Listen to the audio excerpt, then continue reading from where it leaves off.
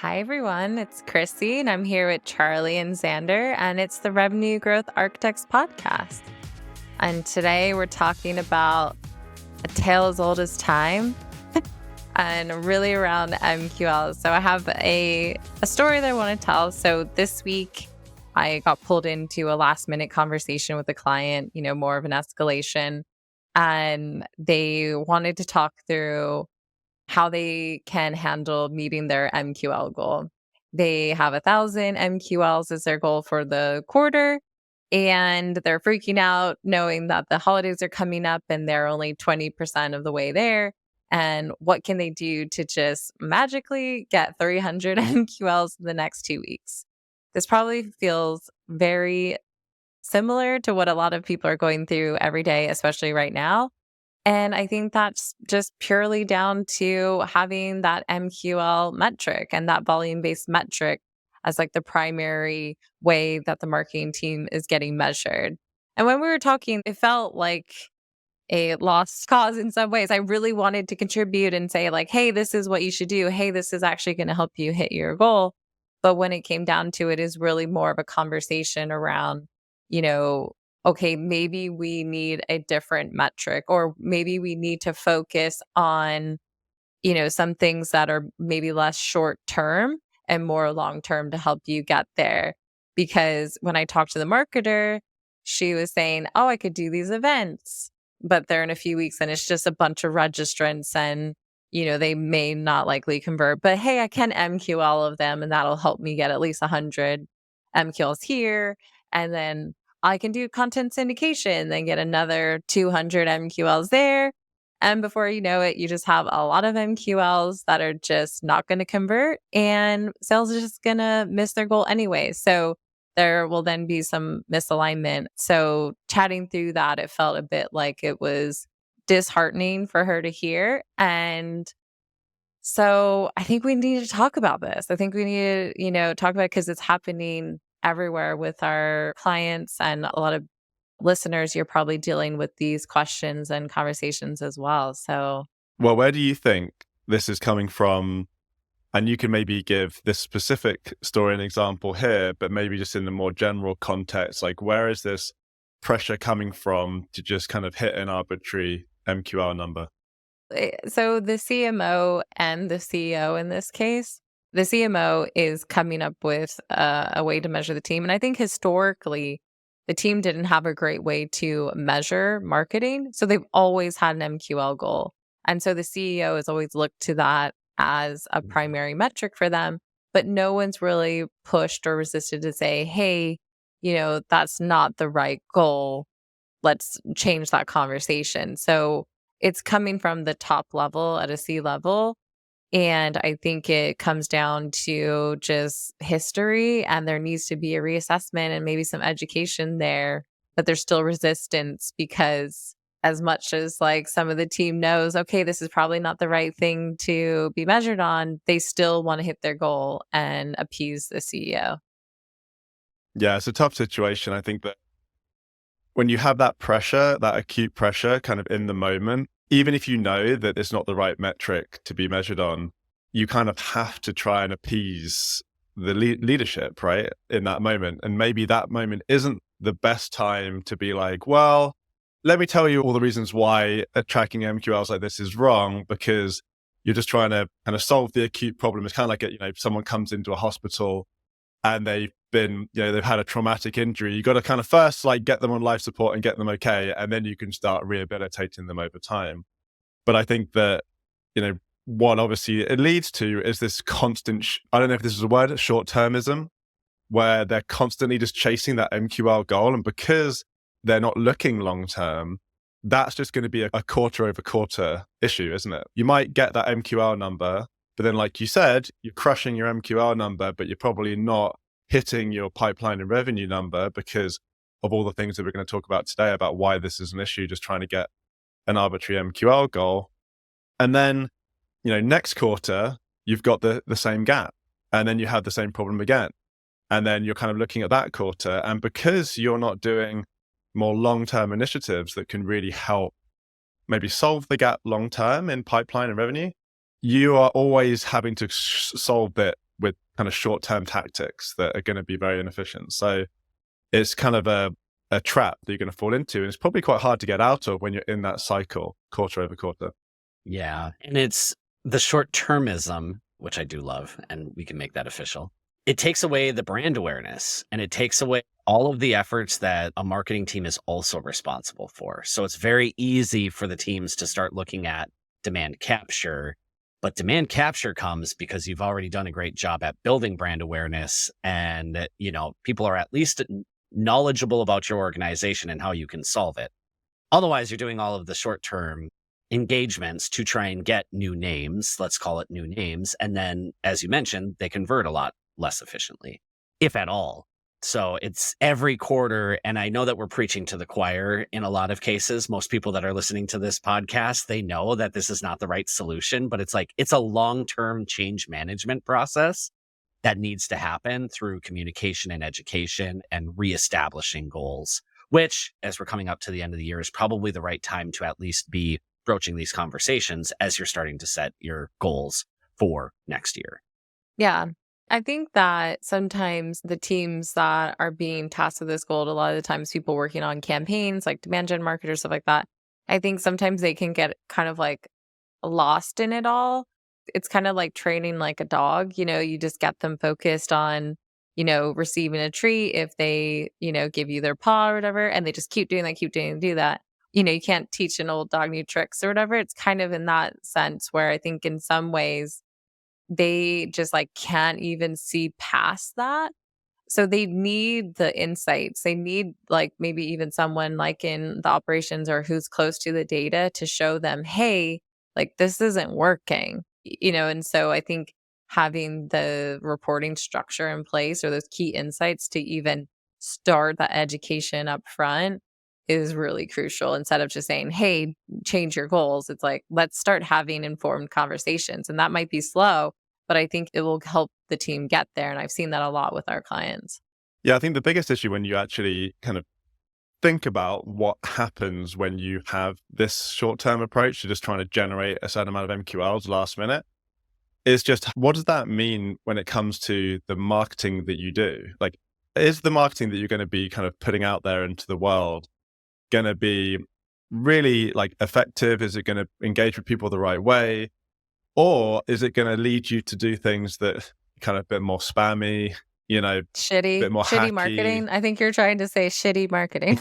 Yeah, I mean, content syndication, I've got quite a strong opinion on content syndication. I feel like I just don't think it works. I mean, especially not the way that people do it.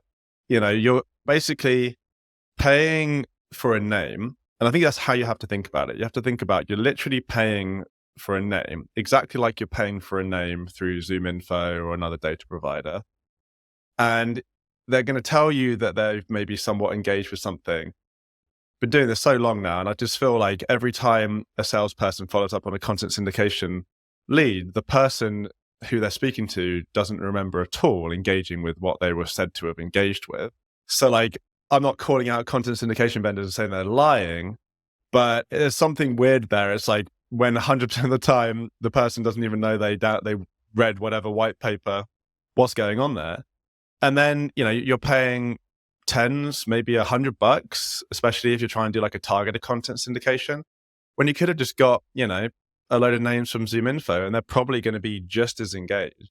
And then coming back to like the demand capture side, if you're just kind of like spray and pray kind of approach, just trying to just get names in and get them to sales, all you're doing at that point is just trying to find the needle in the haystack of the person that is currently already trying to buy your product. You're not like educating them. You're not like trying to bring them kind of like into your ecosystem, start thinking about like your brand, the problems that you solve, all of those kind of things. It's more of the long-term play. You're literally finding someone who's already like written the check, but not like who the check is to yet. When you do that, I mean, one, it's super inefficient because you're having to do a lot of marketing to a lot of people and pay a lot of money to get the single deal. But also, people, I think, don't really think about how many people they annoy along the way or the downside effects. Like, okay, if you're going to go send an email to 100,000 people to try and capture like the 2 people in market, you've just annoyed like 99,000 people. or they've unsubscribed, or they've marked you as spam, or now you're blacklisted from emailing their domain. So there's a lot of just like from this short-termism approach that ends up affecting you negatively long-term because of kind of the hacks that you're trying to do to just get that MQL number that month. And oftentimes it's being caused because we're just so focused on volume as the only metric. And oftentimes, I mean, Chrissy, I think that you alluded to it, like you don't have the infrastructure in place to establish the right goals that can help you actually deliver results into pipeline and revenue, which I think all of us marketers want to be responsible for. Like, we want to be able to say we're making an impact on things that truly matter. But if we can't measure accurately conversion rates throughout our funnel, we're lost, you know? And so we say, well, last quarter or last year, we needed to have 500 MQLs to work. So that's your goal this year. Or I'm going to double my pipeline goal. So you're going to double your MQL goal without thinking about like, how do we make our MQLs work better? How do we get the most out of the things that we're already investing in? And I think that like we're going to allude to how we can make that better. But I think this is just a perfect segue onto what we wanted to talk about next, right? Like, how do you go through this change, and how do you maybe play the short game to try and appease people if you need to, while planning for the long game and moving towards a much better way of building out your metrics, your analytics strategy to drive the right behavior and reach your goals? I mean, I'd love to hear from you both on some of the tips there, but I can maybe tell another story. But like we often see with current clients, we help them go through this change management, and it can be a very long game. So I'll give an example of another client who I've worked closely with in doing some strategic work. And really for them, it was just trying to start the conversation, try to show the insights into certain channels because of volume just weren't converting down funnel. So first we started with, okay, we have our conversion rates. Let's measure that and trying to improve our conversion rates. And let's try and model our lead scoring against that. And can we try and hit that conversion rate, improve it by just reducing who's being sent to sales? And so even just going through that, they didn't change their MQL metric. They still kept it. But secondary, they said, okay, but if we hit our conversion rate or if we improve it by X amount, we'll give slack to the marketing team on like not hitting that MQL number. So I think even just starting there with starting those conversation, I think helps. And then looking at some of the specific data. But you can't do that without being able to track that effectively. So based on that, like say I didn't have any of that reporting, Xander, like what do you suggest to someone who just doesn't know how they can even show those insights? yeah, I mean, I think that we need to get priorities set with the organization as a whole, right? We can't come 2 years from now and we're still having the same conversation. Like it leads to burnout of your prospect base, of your employees, of your customers, because you're constantly going to the same well with the same message and you're not getting anywhere, right? So there are things that you can do in the meantime, but like establish with your leadership team that we need the right funnel tracking. We need to be able to identify what is the tipping point for all of our sales motions. So that way we can better accurately measure, like what is marketing delivering? What is the sales outbound team doing? It establishes the foundation that you need. So that way you can get better insights into overall campaign performance. But if you're not measuring like what's starting the sales funnel by the channel and by the program so that you can break out that analysis that you just mentioned, Chrissy, it's really, really difficult. And if you're stuck in a methodology where you're just doing it with the original and the most recent, you're losing a lot of insights as you start to look historically, which oftentimes when you're establishing an MQL goal, you're establishing it by looking behind. I think that's exactly right. I think that whenever I come across this phenomenon where there's this short-term approach to just delivering MQLs in a very short period of time, often it is accompanied with the issue where they're just not able to track like what's happening and what's going on.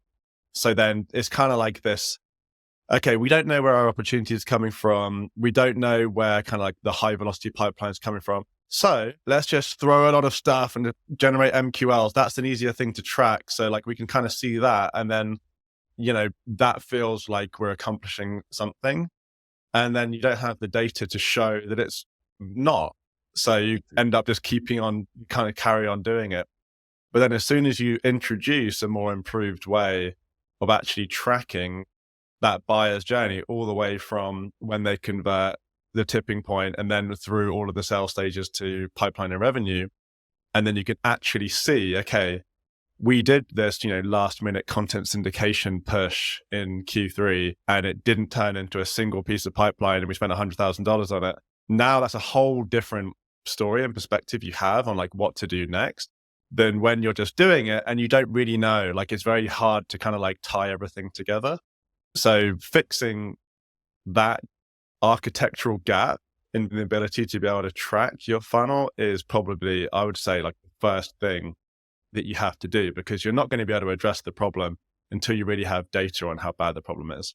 So with that same client, we even took it, like you said, down by channel type and looked at what are the conversion rates. And we saw that like content syndication and web content, like they were kind of identifying some web content as being late stage. And we found it wasn't even late stage. Like once we dug into it, it's just like content that works really well for them, but it works really well for everyone. It's like their biggest piece of content in years. So it's like a self-fulfilling kind of thing.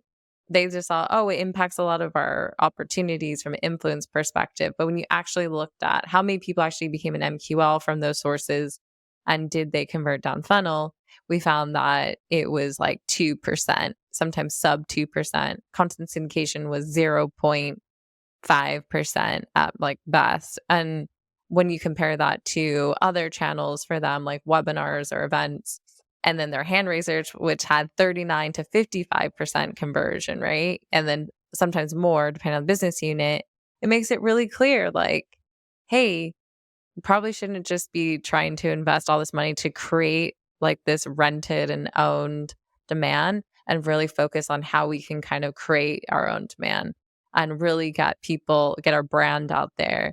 But you're not going to get leads from that. You're not going to get a ton of MQLs from that. But when your marketing hits certain people, it may be more effective. And hey, you might get more hand raisers because of that, which will become an opportunity.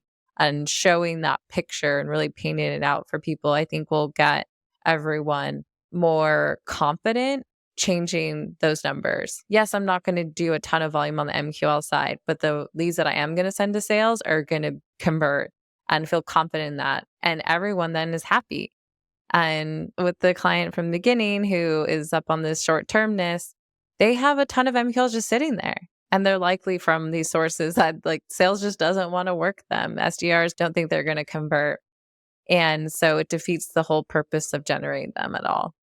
Yeah. I just had a conversation the other day, and person was interviewing the SDRs and saying, how are the leads performing? And the SDR leader was like, oh, we only follow up on form fills. And they were like, oh, does that mean that we're not, MQLing non-form fills? Does that mean that they have the wrong views?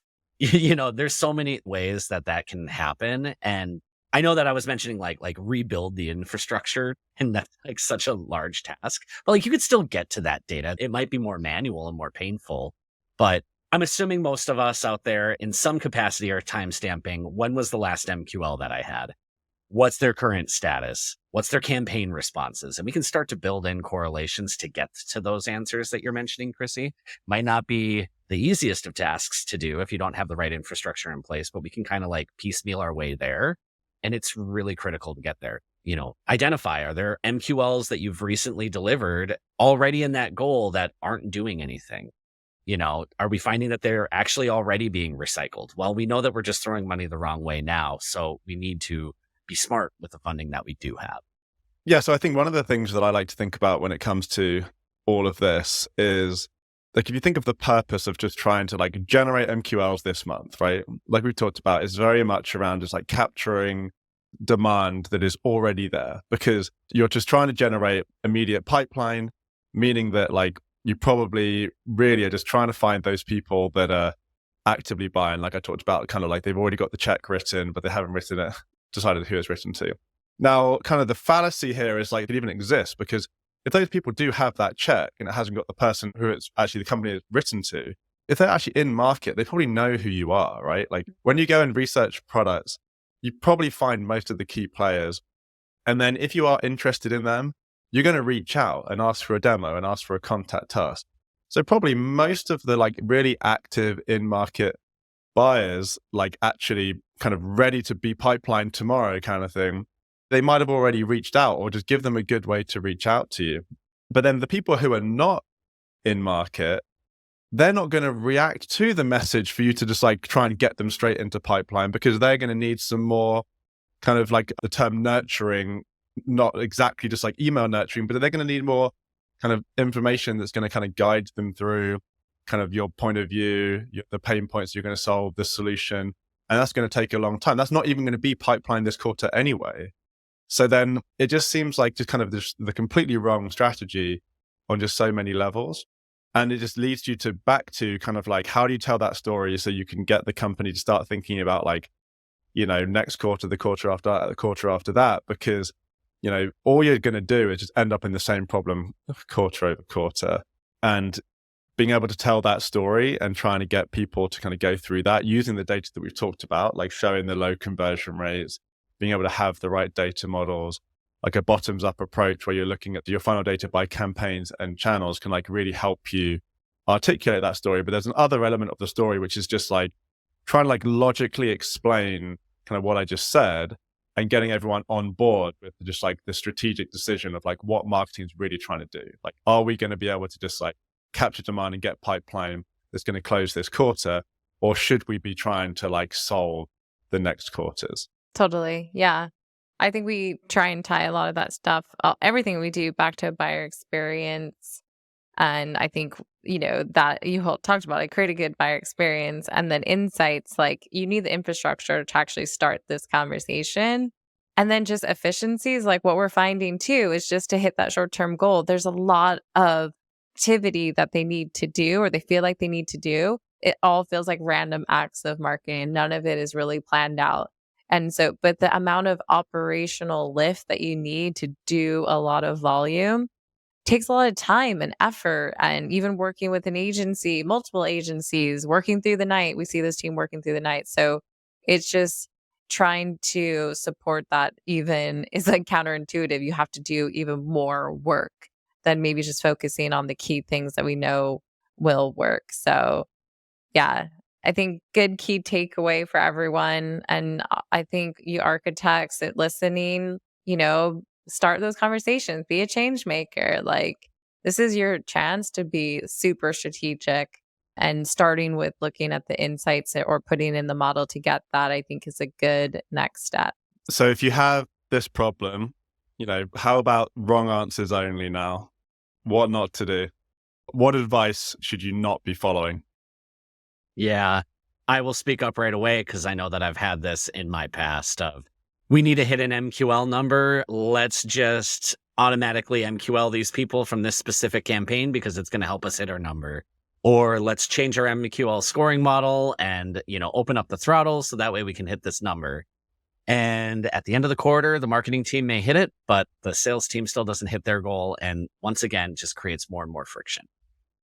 Mm-hmm.